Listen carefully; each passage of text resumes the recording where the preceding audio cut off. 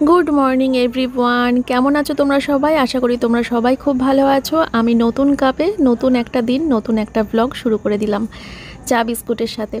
তো চলো বন্ধুরা, চা বিস্কুট তো খাওয়া হয়ে গেল, আর তারপরে দেখো ছোটো ঘরটা সুন্দর করে গুছিয়ে নিয়েছি। আর ছোটো ঘরটা গুছানোর পরে কিন্তু বড় ঘরটাও সুন্দর করে গুছিয়ে নিয়েছি বিছানা টিছানা তুলে, ঠিক আছে। আর আমার সোনা মাম্মাম বসে আছে, ও কখন আমি আসবো কখন খাইয়ে দেবো, ও একা হাতে খাবে না। তো চলো বন্ধুরা, সোনা মাম্মামকে সকাল সকাল ব্রেকফাস্ট নিয়ে চলে এসেছি। ও কিন্তু সকালবেলা আজকে চকোস খাবে বলেছে, তো তার জন্য সেটাই করেছি। ও যেটা বলে সেটাই করি বেশিরভাগ দিন। ব্রেড অমলেট খেতে চায়, কোনো দিন ব্রেড দিয়ে বাটার দিয়ে খায়, কোনো দিন চকোস খায়, কোনো দিন ম্যাগি খায়, কোনো দিন সিদ্ধ ভাত ডালিয়া, সব কিছুই ঘুরিয়ে ফিরিয়ে দিই, ঠিক আছে।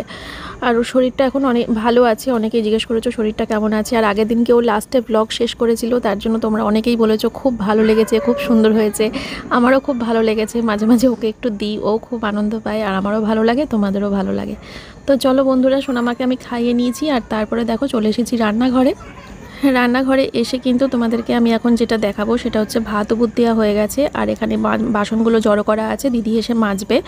আমার কিন্তু রান্নাবান্নার সমস্ত কিছু আজকে সকাল সকালই কমপ্লিট হয়ে গেছে, তোমাদেরকে পরে দেখাচ্ছি সেসব। আর দিদি ঘরটর মুছে চলে গেছে। আমি এখন স্নান টান করে উঠে ছাদে আসলাম ফুল তুলতে। খুব কম সময়ের মধ্যে ফুলগুলো তুলে নেব, কারণ ছাদে প্রচুর রোদ, আর এই রোদটা আমার মাথায় লাগলে পরে আমি জানি না আমার কি হবে, তার জন্য খুব তাড়াতাড়ি করে ফুলগুলো তুলে নিচ্ছি। আমি এখন পুজো দেব, পুজো দিয়ে তারপরে সবাই মিলে খাওয়া দাওয়া করতে বসবো, ঠিক আছে। তো আমার ফুল তোলা হয়ে গেছে, আর ঠাকুরকে দেখো আমি পুজোও দিয়ে নিয়েছি। অল্প কটাই ফুল ফুটেছিল, তো যা ফুটেছিল ঠিক আছে, কোনো ব্যাপার না। সবাইকেই মোটামুটি দিতে পেরেছি, কেউ বাদ যায়নি। সবাইকে ফুল টোল দিয়ে জল বাতাসা দিয়ে পুজো দিয়ে ধূপ দিয়ে তারপরে এখন চলে আসলাম রান্নাঘরে। তো চলো দেখাই তোমাদেরকে। আজকে 3 পদে রান্না হয়েছে, কিন্তু এক বেলারই রান্না হয়েছে। এখানে হয়েছে রিঠে মাছের তরকারি। দেখে মনে হচ্ছে লাল লাল কত মশলাই না দিয়েছি, কিন্তু না, পেঁয়াজ রসুন কোনো মশলাপাতি গরম মশলা টশলা কিচ্ছু দিইনি, শুধু আদা বাটা জিরে বাটা টমেটো বাটা দিয়ে করেছি রান্নাটা, আর কোনো মশলাপাতি নেই, ঠিক আছে। আর উচ্ছে ভাজা করেছি, আর তার সাথে করেছি হচ্ছে মাছের তেলটা, তো কেউ খাওয়ার নেই, আমি খাবো। আর এখানে উচ্ছে ভাজাটা শুধু দুজনের মতো করেছি, সোমনাথের আর আমার মতো। আর মাছের ঝোলটা হচ্ছে একবেলা খাবো আমি আর সোমনাথ মেয়ে, এই বেলাটা খাবো, আর বাদবাকি যা থাকবে আমার শ্বশুর বাড়িতে আর বাপের বাড়িতে ভাগ করে কিন্তু দিয়ে দেবো। পরপর কটা দিন দুপুরবেলা ঘুমিয়ে এমন একটা অভ্যেস হয়ে গেছে না, যে এই যে খাওয়া দাওয়া হয়ে গেছে, বিছানা করা হয়ে গেছে, এখন মনে হচ্ছে মানে চোখ ছোট হয়ে আসছে, আমার ঘুমে তাকাতে পারছি না, মুখটা ছোট হয়ে গেছে, চোখ দুটো ছোট হয়ে গেছে, মনে হচ্ছে আমি জাস্ট শুলে পরে কয়েক ঘন্টা ঘুমাবো, এত চোখে ঘুম, এত চোখে ঘুম। ঘুম পাচ্ছে? কোথায় যাচ্ছ তুমি এখন? খেতে করতে তো হবে, ব্যবসা বাণিজ্য তো করতে হবে। সবাই বলছে, হ্যাঁ আমাকে বলছে তোমার এত টাকার লোভ যে সোমনাথ সুস্থ না হতেই ব্যবসায় নামিয়ে দিয়েছো। সত্যি কথা বলতে মানে ওই মা বাবার ওখানে দিতে হয়, আমার এখানে সংসারের কন্ট্রিবিউশনের ব্যাপার থাকে, তো আর এই রোল আউট হয়, কাস্টমারগুলো রোল আউট হয়, এই ব্যবসা বন্ধ করে দিলে না কাস্টমারগুলো সব কেটে যাবে। এইবার ওই জন্যই ব্যবসা সবাই বলবে ধুর এমএস ফ্যামিলি থেকে নেব না। যদি সত্যিকারে যদি অফলাইনে যদি দোকান থাকতো তার মার্কেটের ভিতর, আমি অসুস্থ হলে কদিন করে বন্ধ রাখতাম, তাই না? এটার উপরই তো সব, আমি ইউটিউবও করি না।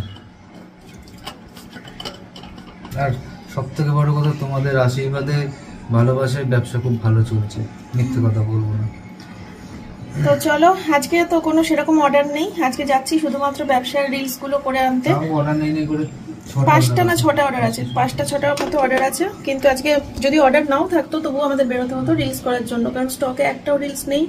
তোমাদেরকে শাড়ি দেখাতে পারছি না, অনেক নতুন নতুন শাড়ি ঢুকে গেছে দোকানে, কিন্তু তোমাদেরকে কিছু দেখাতে পারছি না, যেহেতু আমার স্টকে কিছু নেই দেখানোর মতো।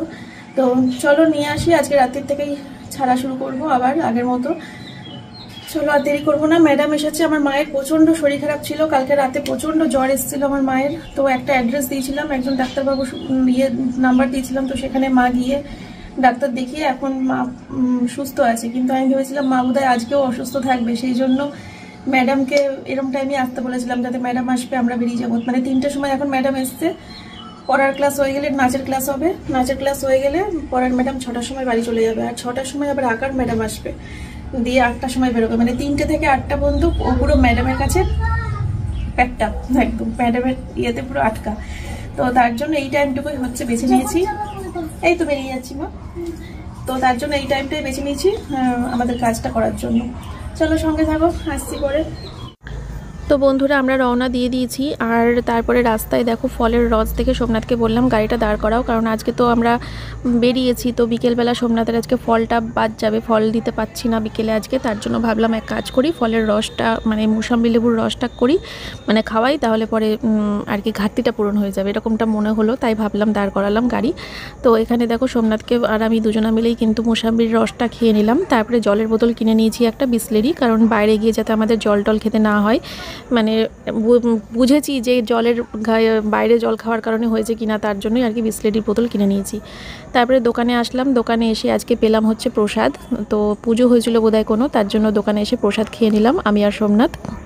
তারপরে আর তোমাদেরকে কি বলবো কি দেখাবো আমি নিজেই বুঝতে পারছি না, কারণ বাড়িতে আসার পর আমি আর আমার মধ্যে ছিলাম না। মাথা যন্ত্রণা, মাইগ্রেনের ব্যথা এতটাই ওপরে উঠেছিল যে আমার বমি টমি হয়েছে প্রচণ্ড পরিমাণে, মানে ডার্ট খেয়েছি, মাথা যন্ত্রণার ওষুধ লাগিয়েছি।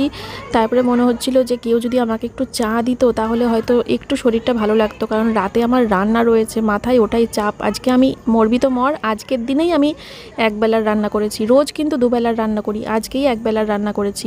তো আমার অবস্থা কী সে একমাত্র আমার চোখ মুখ দেখেই তোমরা বুঝতে পারছো। প্রচণ্ড মাথা যন্ত্রণা, প্রচণ্ড প্রচণ্ড। ওই যাওয়ার সময় রোদটা মাথায় লেগেছিল না, সেই কারণে। তার জন্য শাশুড়ি মায়ের বাড়িতে আসলাম, এসে মাকে বললাম মা আমাকে একটু চা খাওয়াবা, তো মা আমাকে চা করে দিল, সাথে মাও নিয়ে নিয়েছে চা। তো আমি আর মা দুজনে মিলে এখন চা খাবো। তো বন্ধুরা রান্না বসিয়ে দিয়েছি, এখানে থোড় দিয়ে ডাল বসিয়েছি আর বেগুন পোড়া করব, কিন্তু আমার মেয়ে আর আমি দুটোর একটাও ভালো খাই না, না থোড় দিয়ে ডাল না বেগুন পোড়া। মেয়ে আগে বেগুন পোড়া ভালো খেত, এখন বেগুন পোড়া খায় না। এখন মেয়ে আমি কি খাবো সেটাই তো বুঝে উঠতে পারছি না। একটু আলু ভাজা করলে পরে মেয়ে আমি জনি সবাই ভালো খাবো ভাত, কিন্তু ভাত দিয়ে আর কি। দেখি কি করি, আগে সোমনাথের রান্নাটা কমপ্লিট করি, থোড় দিয়ে ডাল আর বেগুন পোড়াটা খেতে চেয়েছে, এটা আগে কমপ্লিট করি, তারপরে মেয়ের আমার চিন্তা পরে করছি। আমাকে এবার ডাক্তার দেখাতেই হবে জানো বন্ধুরা, দেখতে দেখতে প্রায় একটা বছর হয়ে গেল এই সমস্যায় ভুগছি, কখনো বাড়ে কখনো কমে, আবার মানে এরকম, কিন্তু মানে বেশিরভাগ টাইমটাই এরকমই থাকি আমি, মাঝের মধ্যে ঠিক হয় কিন্তু আবার জেগে সেই। এই যে সব সময় ঘুম পাওয়াটা, তোমাদেরকে বললে তোমরা মেসেজ মানে কমেন্ট বক্সে আমাকে গালাগাল করো যে হ্যাঁ সবসময় ঘুম পায়, তোমরা আমাকে কি গালাগাল করো, তার কয়েকশো গুণ বেশি গালাগাল আমি নিজেকে নিজে করি, কারণ এটা আমার কাছে একটা বিরক্তির বিষয় হয়ে গেছে, সত্যি বলছি। সকালবেলা ঘুম থেকে উঠে ব্রাশ করতে করতে ঘুমের টলি, চা খেতে খেতে ঘুম পায়, রান্নাঘরে সকালবেলা রান্না বান্না করি, রান্না করতে করতে ঘুম পায়, রান্না বান্না সেরে টেরে স্নান করি, মাথায় হরর করে জল ঢালি, স্নান টান করে উঠে কার ঘুম পায় গো, কার ঘুম পায় স্নান করে উঠে? কোনোদিন কাউকে দেখেছো যে বলছে হ্যাঁ আমার স্নান করে উঠেও ঘুম পায়? আমি স্নান টান করে উঠে বাথরুম থেকে বেরোতেও ঘুমে মনে টাল খুঁজে পাই না, টাল খাই ঘুমে। দুপুরে ভাত খাওয়ার পর তো কোনো কথাই নেই, মনে হয় যেন ভাত খেতে খেতে ভাতের থালাতেই বোধহয় আমি পুড়ে যাব। তারপরে ঘুমাই, দুপুরবেলা করে ঘুমাই, কোনোদিন 2 ঘন্টা, কোনোদিন 3 ঘন্টা, কোনোদিন 2.5 ঘন্টা, এরকম করে ঘুমাই প্রত্যেক দিন দুপুরবেলা। তাহলে এতটা ঘুমাচ্ছি, তাহলে সন্ধ্যাবেলা নিশ্চয়ই একটুখানি ঘুম থেকে ওঠার পর আমার ফ্রেশ লাগার কথা না। সন্ধ্যাবেলা করে উঠি, ঘুম থেকে ওঠার পরেও আমি ঘুমে থাকতে পারি না। সন্ধ্যাবেলা চা খাই, চা খেতে খেতে মনে হয় যেন আমি কতক্ষণে শোবো, আমি পারছি না, আমি শোবো, এরকম মনে হয়। কেন হয় এরকম কিন্তু সেটাই বুঝে উঠতে পারি না। কি হয়েছে বাবা?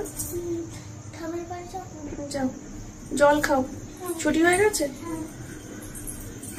এরকম আর মানে ভালো লাগছে না, বিশ্বাস করো, সবসময় এরকম ঘুম পেলে কোন ডাক্তার দেখাবো বুঝতে পারছি না, কিন্তু ডাক্তার এবার আমাকে দেখাতেই হবে, কারণ সবসময় এই ঘুম পাওয়ার এই যন্ত্রণা থেকে এনার্জি আমার কোনো মানে এনার্জির কোনো বংশ আমার শরীরে নেই।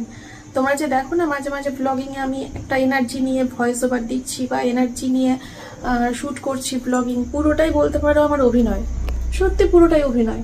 মানে যখন ভয়েস ওভার দিই তখন মানে চুপচাপ একটা জায়গায় আগে বসে নিই, 1 গ্লাস জল খেয়ে নিই, জল খেয়ে এরকম ঝাড়া দিয়ে না ভয়েস দিতে হবে ভিডিওটার মধ্যে।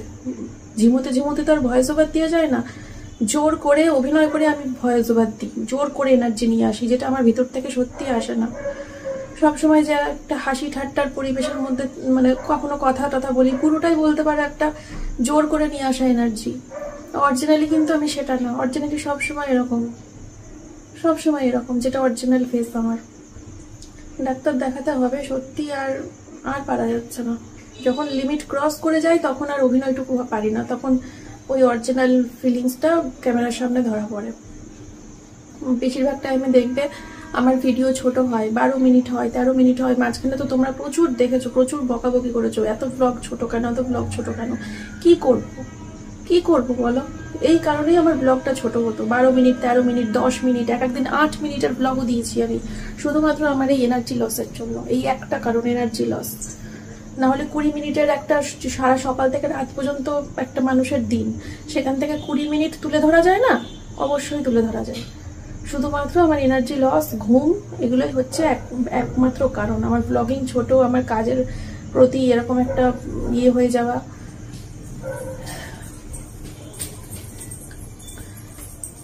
কি আছে মা? তো চলো, বসালাম বেগুন পোড়াটা, পরেই বসাই। ডালটাই তো ফোড়ন দিতে হবে, রসুন, কাঁচা লঙ্কা, কালো জিরে ফোড়ন দেয়। গোটা জিরে দিলেও হয়, কালো কাঁচা লঙ্কা তো এর মধ্যে দিয়েই দিয়েছি ডালের মধ্যে আর কি। না, রসুন আর কালো জিরে ফোড়ন দিয়ে থোড় দিয়ে ডালটা নামাবো। বেগুন পোড়া করবো, একটু আলু কাটি, আলু ভাজাই করি বুঝলে। জনি আলু ভাজা দিয়ে ভাত খুব ভালোবাসে, মেয়েও ভালোবাসে, আমিও ভালোবাসি। নাহলে আলু পোস্ত করলেও হতো, আলু পোস্ত করলে মেয়ে আরও ডবলের ডবল খুশি হয়ে যেত।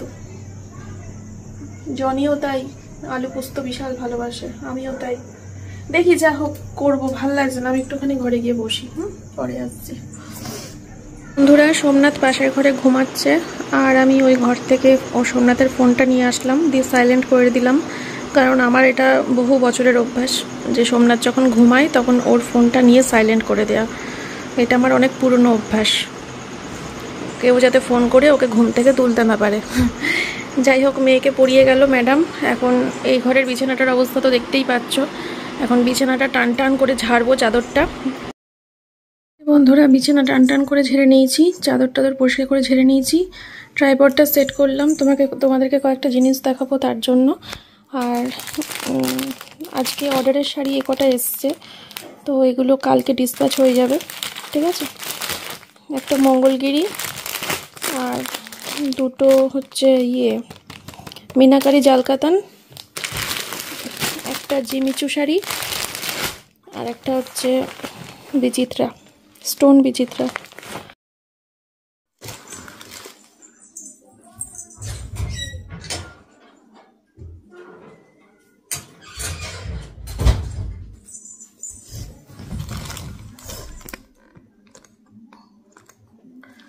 তোমাদেরকে কদিন ধরেই বলছিলাম, সোমনাথ সে নার্সিংহোমে ভর্তি হলো সেদিনকেই বলছিলাম যে কয়েকটা জিনিস কিনেছি, তোমাদেরকে দেখাবো।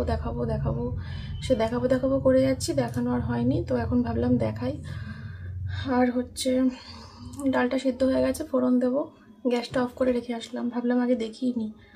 মেয়ে খেলতে গেছে তো, ঘরটা ফাঁকা, একটু এই সুযোগে দেখিয়ে নিই। কারণ মেয়ে এসে গেলে পরে রান্না করতে পারবো, কিন্তু ওই মেয়ে থাকলে পরে দেখানো যাবে না। যাই হোক, ফার্স্টে বলি, এই শাড়িটা কিনেছিলাম প্রায় দিন 15 হলো, তোমাদেরকে দেখানো হয়নি। এরকম একটা শাড়ি হচ্ছে ওই সোনা বৌদিকে গিফট করেছিলাম, তখনই ইচ্ছে ছিল যে আমার জন্য একটা কিনবো।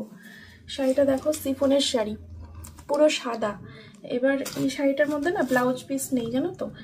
তোমরা যারা দেখছো ভিডিওটা একটু কমেন্ট করে আমাকে বলো তো যে এটার সাথে কি ব্লাউজ কিনবো, মানে 3/4 হাতা কিনবো, না গ্লাস হাতা কিনবো, নাকি ফুল হাতা কিনবো, আর কি কালারের কিনলে ভালো লাগবে।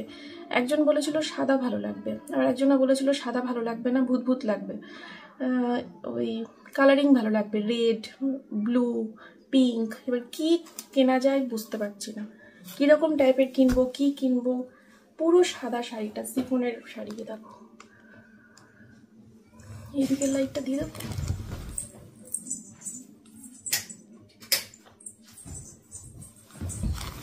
হ্যাঁ, এবার আমার হচ্ছে একটু বেশি উজ্জ্বল না, ঠিক আছে। এই একটা শাড়ি নিয়েছি, কবে পরবো জানি না, পরবো তো বটেই, দেখতে তো পাবেই, ঠিক আছে।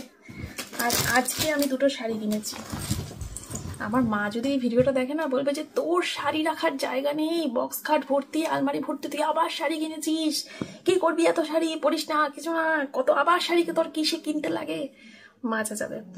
কিন্তু শাড়ি দেখে আমি নিজেকে ধরে রাখতে পারি না, ঠিক আছে? আমি কিন্তু এখনো ঘুমে তাকাতে পারছি না, মনে হচ্ছে চোখ বন্ধ হয়ে আসছে, কিন্তু তবুও চোখ খুলে আমাদেরকে থাকতে হয় এই টাইমটা, সন্ধেবেলা। সবাই তো তাই থাকে, আমি ব্যতিক্রম হই কি করে? কি অবস্থা আমার। একটু বাদে রান্নাটা হয়ে গেলে পরে আমি ছাদে গিয়ে ব্যবসার রিলসগুলোতে ভয়েস ওভার দেবো। এখন ভ্লগিং তো পোস্ট হবে পরে, কালকে, আর রিলসগুলো তো আজকেই 2-3টে পোস্ট করে দেবো। তোমরা যারা এই ভ্লগিংটা দেখছো, একটুখানি শর্টসে গিয়ে গতকালকে রাতে পোস্ট করা রিলসগুলো দেখে আসো, যে তোমাদের মধ্যে দি কোন লেভেলে কি অ্যাক্টিং করে। মানে আমার ওই ভয়েস ওভার দেখে কারোর ক্ষমতা নেই যে ধরে যে আমি ঘুমে তাকাতে পারছি না, চোখ বন্ধ হয়ে আসছে, বা শরীর খুব ক্লান্ত, এনার্জির বংশ আমার শরীরে নেই, কে ধরে আমার ওই ভয়েস ওভার দেখে? সেই লেভেলে অ্যাক্টিং করে ভয়েস ওভার দেবো এখন ছাদে গিয়ে। কিন্তু ডাক্তার দেখাতে হবে আমাকে। এই শাড়িটা দেখো আজকে নিয়েছি, এটা একটা হ্যান্ডলুম শাড়ি। এই সেম শাড়ি ব্লু কালারের দেখেছো না? পরশু দিনকেই মনে হয়, এই 3 দিন আগে আমার মা দোকানে গেছিল, আমার দোকানে ওই সেই শাড়িটা পরে গেছিল, মানে ব্লুটা। তারপরে আমিও 2 দিন আগে নার্সিংহোমে গেছিলাম, ওই শাড়িটা পরে গেছিলাম, নীল রঙের ছিল আমার কাছে। তো মাকে ওই শাড়িটা পরতে দেওয়ার পর মা বলছে কি আরাম রে মা পরে, কি ভাল লাগছে পরে। তো আমি যখন দেখলাম মা পরেছে, মাকে কিন্তু খুব সুন্দর লাগছিল শাড়িটা পরে। তাই মাকে বললাম যে শাড়িটা তুমি নিয়ে যাও, আমাকে ওটা ফেরত দিতে হবে না, ওটা তুমি রাখো। তো তার জন্য মাকে শাড়িটা দিয়ে দিয়েছি। এবার শাড়িগুলো সত্যি আমারও খুব ফেভারিট, তো ভাবলাম ব্লুটা তো পরেইছি, 2-3 বার আমি পরেছি, তো মাকে দিয়েছি, মা ব্লুটা পরুক, আমি তাহলে এই কালারটা নিয়ে নিই। তো এই কালারটা আমি নিয়েছি। এইটার ভিতরে কিন্তু ব্লাউজ পিস আছে জানো তো, কিন্তু হয়তো বানাবো না, এই কালারের ব্লাউজ দিয়ে করে নেবো। কি সুন্দর শাড়িটা, কি বলবো তোমাদেরকে। এই হ্যান্ডলুম শাড়িগুলো পরে বিশাল আরাম, বিশাল আরাম, বিশাল আরাম। ব্লুটা তো দেখেছই, এবার এটাও দেখো, অনেক কালারের রয়েছে। আজকে করেছি তো এই শাড়িগুলোর রিলস করেছি, ঠিক আছে? আমার খুব পছন্দের। আর একটা শাড়ি নিয়েছি, এটা পুজোর সময় ভাঙবো, যদি পুজোর আগে কোনো রকম পরার সুযোগ না পাবো, পুজোর সময় ভাঙবো, কারণ শাড়িটা একটু দামি শাড়ি। নিয়েছি একটা পাশমিনা, এই প্রথম আমি পাশমিনা শাড়ি কিনলাম। এখন কত শাড়ির নাম জেনে গেছি বাবা। এই হচ্ছে পাশমিনা শাড়ি। কেমন হয়েছে বলো তো? শাড়ির কোয়ালিটি মানে কোনো কথা হবে না, অসাধারণ শাড়িটা। এটার ব্লাউজ পিসটাও জাস্ট দারুণ, এটার ব্লাউজটা বানাতে দেবো। আর ওদিকে শ্রেয়াদের বাড়িতে রয়েছে আমার একটা কাকিনাড়া সিল্ক, একটা সিফনের শাড়ি, আর একটা বিচিত্রা শাড়ি। 3টে শাড়ির ব্লাউজ বানাতে দেওয়া আছে। ওই শাড়িগুলোও রয়েছে, পিকো করতে দেওয়া আছে। শাড়িগুলো নিয়ে আসবো, তাহলে আমার এবার পুজোয় আমি শাড়ি কিনবো না, এবার পুজোর আগেই আমার পুজোর বাজার হয়ে গেল। এই শাড়িটা পুজোর সময় ভাঙার ইচ্ছা আছে, যদি তার আগে কোনো অকেশন না পাই। এই যাচ্ছে আঁচলটা, আর পুরো বডিটা এরকম। আর শাড়িগুলো এত সফট, কি বলবো তোমাদেরকে, বিভৎস সুন্দর। তোমরা যদি হাতে না পেলে বুঝতে পারবে না। দেখো, এটার ব্লাউজ তো বানাতে দিতেই হবে, কারণ শাড়ির ব্লাউজটা দারুণ, পুরো কালো, আর এই জায়গাটা করে পরবে হচ্ছে পাড়টা, পাড় আছে একটা, দারুণ সুন্দর। অনেক কালারের আছে জানো তো, কিন্তু ব্ল্যাকটা আমার ভালো লাগলো বেশি। রেডটাও খুব ভালো লাগছিল, নতুন বউ লাগতো রেডটা পরলে। তারপরে ভাবলাম যে না, ব্ল্যাকটাই নিই, অত নতুন বউ লাগতে হবে না, ঠিক আছে? হ্যাঁ, খুব সুন্দর শাড়িটা, যেদিন পরবো সেদিন দেখবে। আর হচ্ছে মেয়ের কয়েকটা জামা কিনেছিলাম, তোমাদেরকে দেখানো হয়নি, মেয়েকে পরাইও নি। দুটো পরিয়েছি মনে হয়, হ্যাঁ, আরও রয়েছে। দাঁড়াও,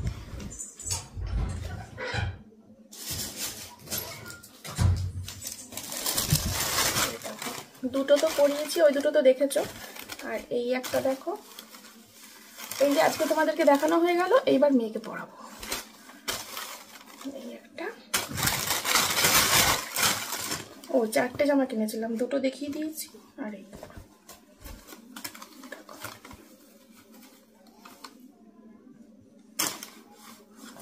এবার আরেকটা জিনিস দেখাতাম।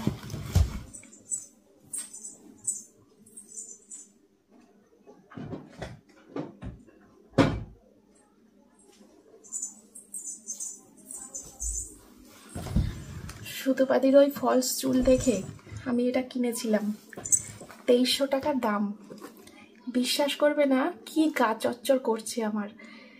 সুতোপাতি আমি এটা পড়তে পারছিলাম না, তার জন্য সুতোপাতিকে বললাম যে তুমি এটা আমাকে একটা পড়ছো এরকম একটা ভিডিও করে আমাকে পাঠাও, দেখে দেখে ট্রাই করবো। ও বাবা, আমি কিচ্ছু বুঝতে পারিনি। সুতোপাতি পাঠিয়েছিল ভিডিও, দেখে দেখেও আমি পড়তে পারিনি।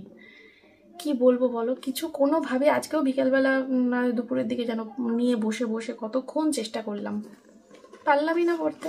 এইমাত্র আবার একটু আগে সুতোপাতিকে একটা মেসেজ করলাম যে তুই যদি কোনোদিন আমার বাড়িতে আসিস আবার আমার সামনে বসে আমার হাতে ধরে ধরে আমাকে শিখিয়ে দিবি কিভাবে পড়তে হয়। এত টাকা দিয়ে কিনেছি, কি গায়ে লাগছে না আমার, কি গায়ে লাগছে। এই যে কিছু মানে পারছিই না, হচ্ছেই না। সুতোপাতি বাড়িতে যখন গেছিলাম ও আমাকে পরিয়ে দিয়েছিল না, কি কিউট লাগছিল, কি সুন্দর লাগছিল এই জায়গাটা, মানে পুরো মনে হচ্ছে না অরিজিনাল চুল আমার। কি দারুণ সেট খেয়েছিল, অসাধারণ। কিছু বুঝতেই পারছি না। এখানে ক্লিপ আছে, এখানে 3টে ক্লিপ আছে। আমি বুঝতে পারছি সিস্টেমটা যে এটা এইরকম, এটা এইরকম যাবে, এরকম যাবে। কি ব্যাঙের মতো হচ্ছে না, হচ্ছে না আমার। এটা গা চচ্চর করছে গো। এখন এটার একটাই সুতোপাতি হাতে ধরে শিখিয়ে দিলে তারপর হয়তো আমি পারবো, তারপর হয়তো ইউজ করতে পারবো। তা না হলে 2300 টাকা আর বললাম না। যাই, রান্নাটা কমপ্লিট করি, ছাদে গিয়ে ভয়েস ওভার দিই, পরে আসছি। আলু পোস্তটা নামাবো, মানে আলু পোস্ত বাটাটা দেবো। আলুটা জাস্ট সিদ্ধ হচ্ছে, নামানোর সময় পোস্ত বাটা দিই আমি, বুঝলে তো। আর এই যে রান্না কমপ্লিট, বাদ বাকিগুলো বেগুন পোড়া, আর এই বেগুন পোড়া, আর এই যে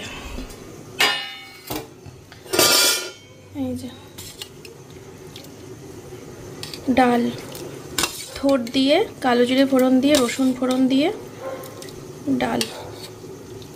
ঠিক আছে, চলো।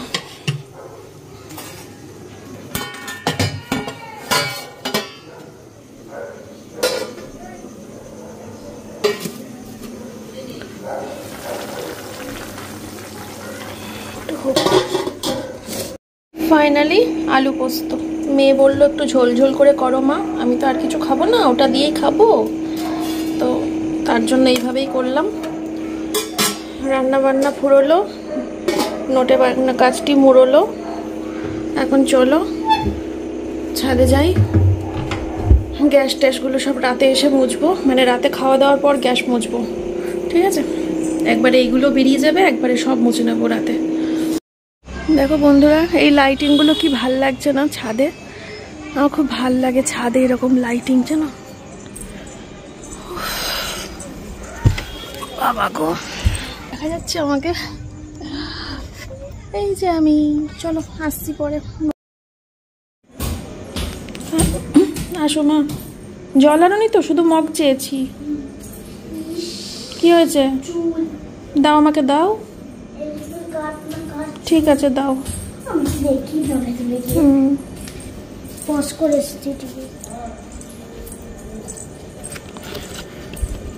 তো চলো বন্ধুরা, আমার ভয়েস ওভার দেওয়া হয়ে গেছে। বাবা ঘুমাচ্ছে, মা এখনো।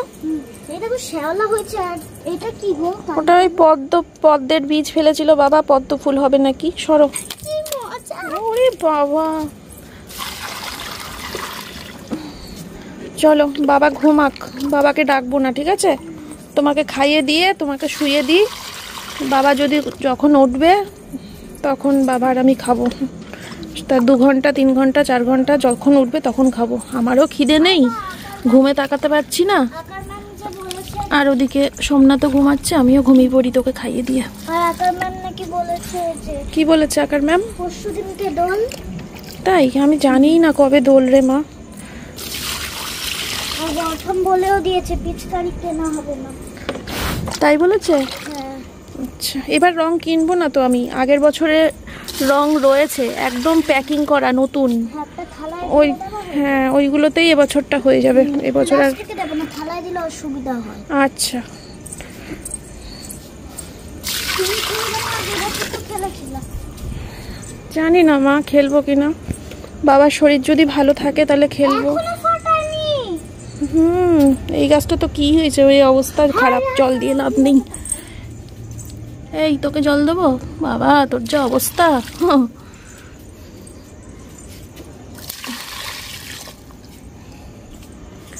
চলো মা নিচে চলো, হয়ে গেছে আমার আর একটা গাছ আছে।